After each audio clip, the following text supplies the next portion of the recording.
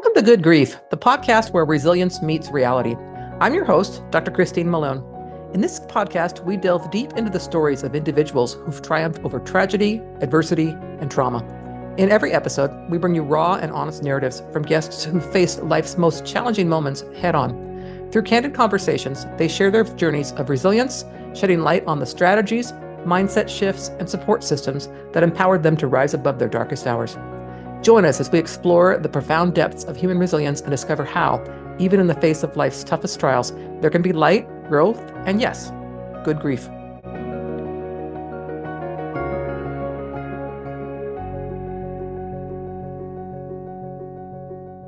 Okay, listeners, thank you so much for joining me for this episode. My guest is Brenda Coffee, and is the author of a book called Maya Blue, a memoir of survival. Her story is one of triumph over trauma and tragedy, about resilience and seizing your power. Her book, as it said, reads like a Netflix thriller. What a great intro that is. So, Brenda, would you like to tell us anything more about yourself before we talk about your book? Other than when I listened to an episode of your podcast, it started out talking about where resilience meets reality. Yeah. And I thought, this is the podcast for me Yeah. because everything about Maya Blue is synonymous with resilience. Yeah. So tell us about it. I know you've got an amazing life story, and then the book covers a lot of that. So what is the book about, and what about your life is in it? I think of Maya Blue as Working Girl Meets Taken. Okay. And in the end, I'm the last one standing. It's about love and cocaine, big tobacco, abduction, survival. My life is a lot to grasp, and I get that. Other than for my closest friends who've been along for this journey, I didn't talk about it. Mm-hmm. And then COVID hit, and I thought, now what am I going to do? Yep. Sit at the computer and write a book. So I know it starts with your early years, your marriage, and kind of some of the things that got into with the cocaine with your husband and so on. So tell us a bit about kind of those early years. Well, this is just a slice of my life. So it doesn't start with, I was born here and all of that. Actually, it starts with when a man, this big, burly weightlifter guy, hops our gate and in the process sets off an alarm and hikes up the hill and knocks on our door and tells me that he has it on good authority that whoever lives here needs a bodyguard and they better watch their step.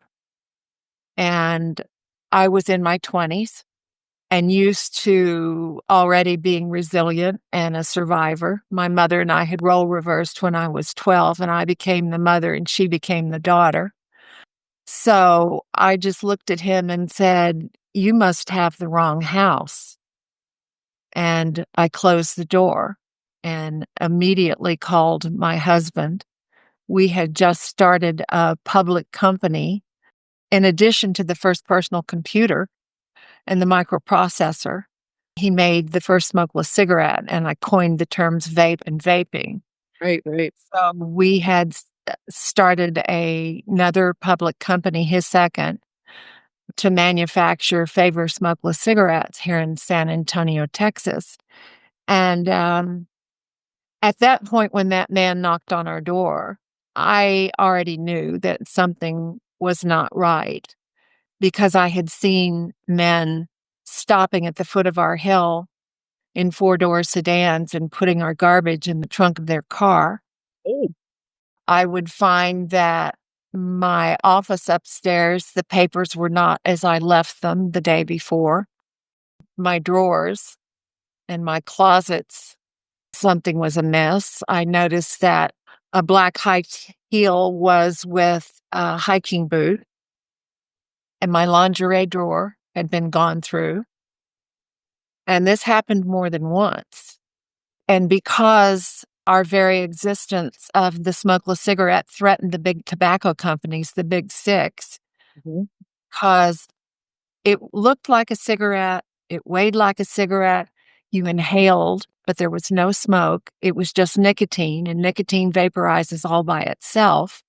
And it was during a time when smoking was being banned all around the world. Yeah. we knew that they probably were not going to just lay down and let us succeed without a fight. And our vice president of marketing was the former president of RJ Reynolds International. Okay. So we had the inside scoop on how they felt about us, and they literally wanted us gone, as in us to disappear from the face of the earth. Wow. You've cut into their profits and probably reputation, because I know even today, vaping is seen as not as bad as smoking, for example, and so on. So, yeah. Well, by the way, this happened to someone else about 6 years after it happened to me, Dr. Jeffrey Wigand. And Dr. Wigand was a whistleblower on the tobacco industry, and he was the one who caused Congress to ask the big six CEOs to come testify. And of course, they're under oath, I promise to tell the truth. And then out of their mouths, like babes, they say, "We didn't know nicotine was addicting. Mm-hmm. No, we've never looked into making a safer cigarette." And so Dr. Wigand's story started out as an article in Vanity Fair magazine, and then 60 Minutes and Mike Wallace did a piece, and that became the Academy Award-nominated film, The Insider, with Russell Crowe. Oh, yeah. Chino. So Dr. Wigand has written a blurb for my book, and he suggested that we go on a speaking tour together because nothing has changed. The big six and the feds don't care that this product is killing people. They only care about, the dollars, follow the money trail. So our law firm hired the sniper on the San Antonio SWAT squad as our bodyguard. Mm. And I can tell you that's not a way to live. I would not think so. Yes. But I can also say this was not my biggest problem at the time. My husband, who was brilliant, as I said, he had started another public company and made the first personal computer and the microprocessor. There had been a point in time when he said he just wanted his own personal Rubik's Cube, a one-man project, that he didn't have to have prima donna engineers and nervous investors. It's a long story, but he learned how to make cocaine from scratch. That's amazing. Okay. C17H21NO4, the real stuff, Mm-hmm. And we had a friend who worked in a hospital, a doctor who had access to a gas liquid chromatograph, a GLC that law enforcement uses. And so that's what they use to test blood and urine, even hair samples for presence of drugs. And so Philip had sent a sample of what he made to our friend who tested it, called him one night and said, "Where did you get this? This is 100% pharmaceutical grade cocaine. Even doctors don't have access to this." And I remember Philip had held the phone out so I could hear the other end of the conversation. And Philip said, "Are you sure?" And he said, "Yes, I'm sure. Where did you get this?" And Philip just said, "Thanks, I owe you one," and hung up. And it was at that point he wanted to see what all the fuss was about. Why people were willing to die, to smuggle and do drug deals and use cocaine. And I tried it, and I hated it because it gave me heart palpitations, scared me to death. I thought I was going to have to go to the ER. But Philip was a different story. He loved it. Okay. And so as we're living with a bodyguard outside on our porch in a public company, Philip is downstairs in spare time learning how to, as he told me, real organic synthesis chemists would say my methods are sloppy and my yield isn't very good. And so I'm going to keep working on this because I said, "Don't you think it's time you shut down the lab?" I never thought he would do this. Right, right. To me, it was just sort of something to keep him busy, and he was so brilliant, and I would go downstairs about once every hour to make sure he was alright, Hmm. the vapors or the whatever hadn't, left him on the floor. But, yeah, my pleas to stop fell on deaf ears. Hmm. It wasn't long before he became addicted, Right. and he's making, or he's drinking copious amounts of alcohol to bring himself down. And at some point in our early life, I had given away my voice, which I think that's where our strength and our resilience comes from. I agree. I agree. And I was 21 and he was 34 when we met. And I fell madly in love, and I wanted to be the only woman that he ever needed. And I was not a pushover by any means, but I did pretty much whatever he wanted, whether it was adventurous or sexual, illegal. Hmm. I'm your girl, one stop shopping. You Yeah. won't need anybody else. So when this came along, this situation, and I'm seeing that he's no longer the man that I married, um, to get really upset with him and put my foot down, my words would just get stuck in the back of my throat, Christine. And, that's not a good place to be either. Yeah. Yeah. So how many years did this go on for? Probably 3 or 4. Okay. Okay. It took him a year and a half to make cocaine, to learn how to do this, and that's all detailed in the book. Hmm. And then he died. Was it due to the cocaine? No, he was diagnosed with lung cancer. Okay. Okay. And so then I'm left with the bodyguard and the public company, and what do I do with all this stuff in the basement? I instantly had a scientist friend come and clear it all out, and I burned all of his records and his notes and his papers and everything. And, as I say in the book, if anybody thinks that I know how to make cocaine, You don't? Yeah. they're wrong. Yeah. But and then I reached a point where I realized that I needed to find me again, Hmm. that strong, resilient woman.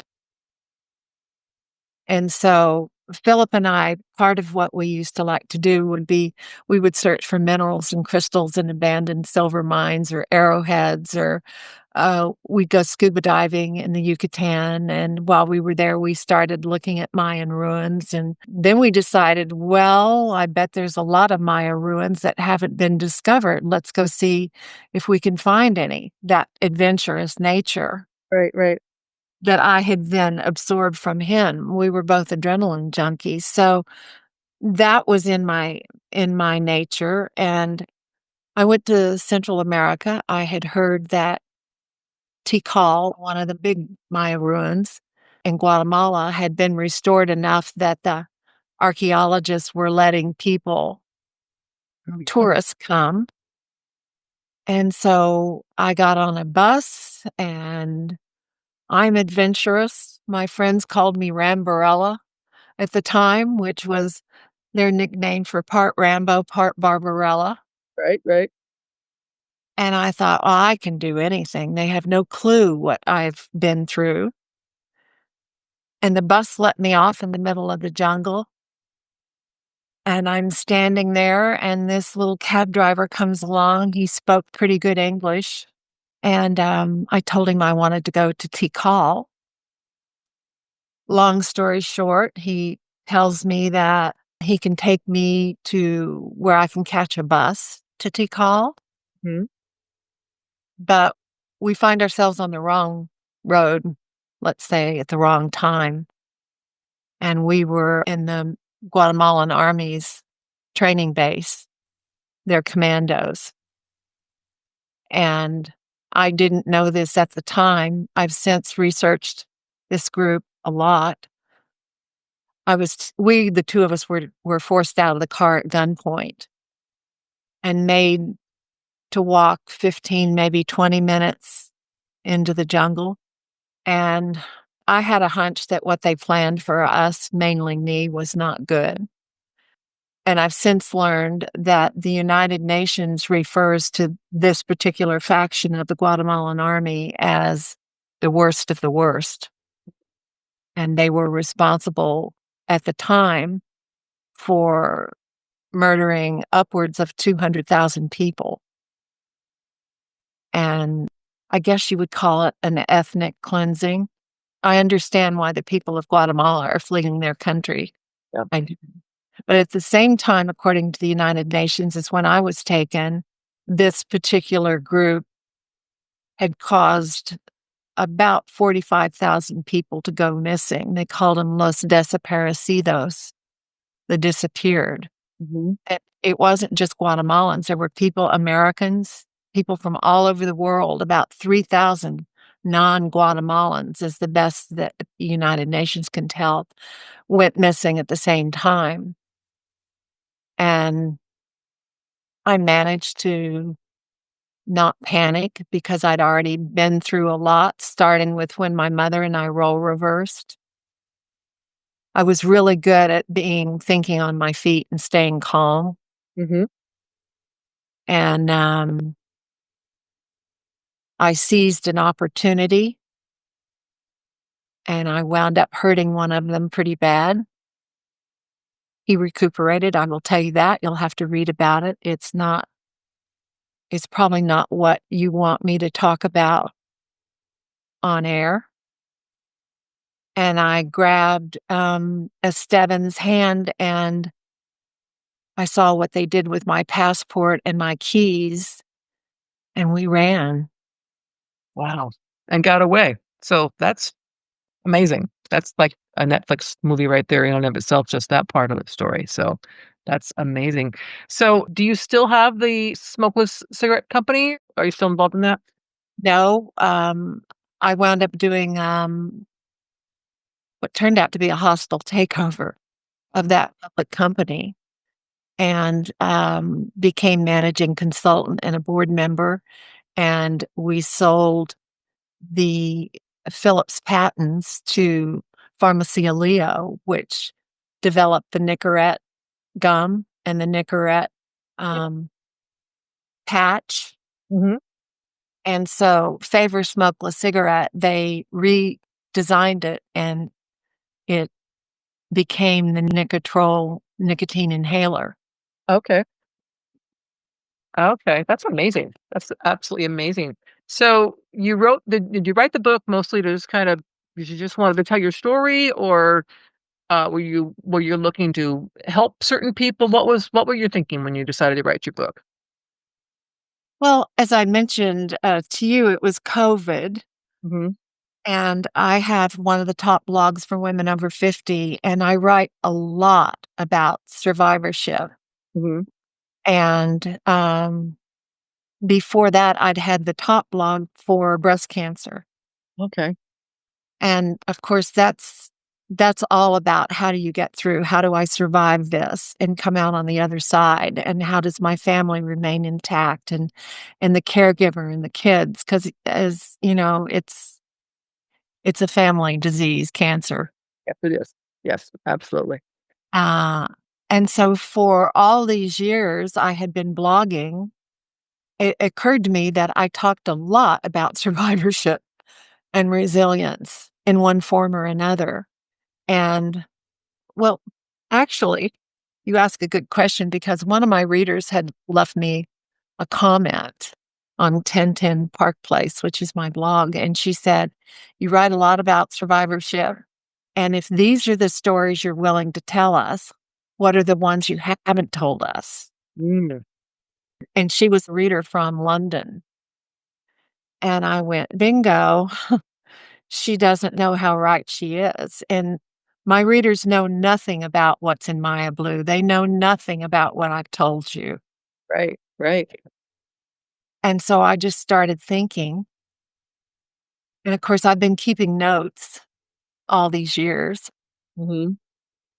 And at the time, I thought during COVID, I thought, well, if I'm to write something, I'm going to start out writing about what happened in the jungle. Because if I can write about that, then I can write about Philip and everything else. But I was wrong. I had never written about what happened in the jungle, and it needed to come out of me, that story. And it just poured out of me onto the keyboard. Yeah. It was when I started to write about this man that I worshiped and adored, who nobody knew that he was addicted to cocaine and alcohol. That's when it really was the hard part. Wow. Yes. No, I having written my own book, I can relate to that. Some of the parts were a lot harder to read and relive than others. So I completely understand that. I mean, other than your blog, I know you're very busy. What's next? Do you have another book thought you're gonna think about writing and something else that you want to put together? I have another book in mind, but right now I'm embarking on a book tour. I've never done that, and I'm real excited. So I'm going all over the country. I'm here in San Antonio, Texas. I have 4 events here. Okay. Yep. I've been here most of my life, and I have a great, junior high, high school. I've got a lot of friends, Hmm. of course, investors, people that worked for my husband's companies. But then, goodness, I'm even going to Charleston, South Carolina, Okay. uh, 2 big events in New York City, a couple in Dallas, and the others are still in the works. And um, you mentioned that Maya Blue reads like a Netflix series. I'm talking to some people about that. Fascinating. That's fascinating. If you make it up here in the Seattle area, please let me know. I would love to meet you in person and talk to you a little bit more. I mean, you're an absolutely fascinating person. So, is there anything else you'd like to share before we end today? Yes, actually, I'd like to tell you about the title Maya Blue. Oh, perfect. It's a real color. Hmm. And I didn't realize this until I started looking for a title for my book. And I ran across this online. It's archaeologists and art historians say that it's the oldest and strongest pigment known to man. The Maya used it on their ruins over 2,000 years ago. And there was a ruin in the jungle where they held me, and it was covered primarily with vines and trees, but I could see little bits and pieces, and the trees had broken off big chunks, and so it they were scattered on the jungle floor all around me, and I could see this vivid blue. So when I read about this color, I've used it as a metaphor, Hmm. not just for my strength and resilience, but for yours and everybody's, because we're all going through something. And if we haven't done that yet, then we're going to. So it means resilience and strength. Yeah. Is it actually the color that's on the cover of the book behind you? Is it actually that same color? No, it's a more vivid blue, but the picture on the cover of the book is one that I took in Mexico. Hmm. And the color on the book works better with the photograph, but I have the dictionary definition of Maya blue on the first page. Okay. Okay. Well, I love that story. I love when a title has something to do with the meaning behind what you're doing and so on. That definitely speaks to what you've got here. So that's fantastic. Well, it's been a journey, I'll tell you. Yes, yes. I look forward to the Netflix series. I don't think it's going to be a movie. I think it's going to be a series, but it's going to be amazing. Absolutely amazing. Well, Brenda, thank you so much for joining me today. It has been an absolute pleasure talking to you. I can't wait to read your book because I put it on my list here as I make my notes when I talk to people. It's always like, oh, one more thing I need to read. I need to that. But yes, but it's been fascinating. Tell you. I forgot to tell you. It's been nominated for the 2025 Kirkus Awards. the Kirkus Prize, and that's one of the most prestigious literary awards in America, and one of the richest literary awards. My agent said, "Don't get too excited because they never choose a memoir," but That's so exciting. Congratulations. That's so exciting. That is yeah. amazing. That's absolutely amazing. Well, as I mentioned to you before we started recording, we're going to have a link in the podcast notes so our listeners can find your book, learn more about you, and yes, your fascinating stories. So thank you again for joining me. Thank you, Christine. I really appreciate it.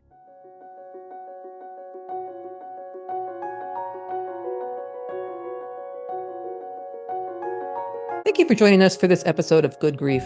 We hope that stories shared today have inspired and empowered you on your own journey of resilience.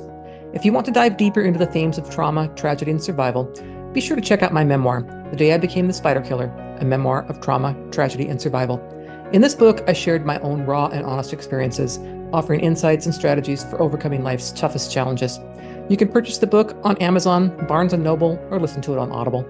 Your support helps us continue to bring these powerful stories to light and spread a message of hope and resilience. Stay tuned for more incredible stories on our next episode. Until then, remember, even in the face of life's toughest trials, there can be light, growth, and good grief.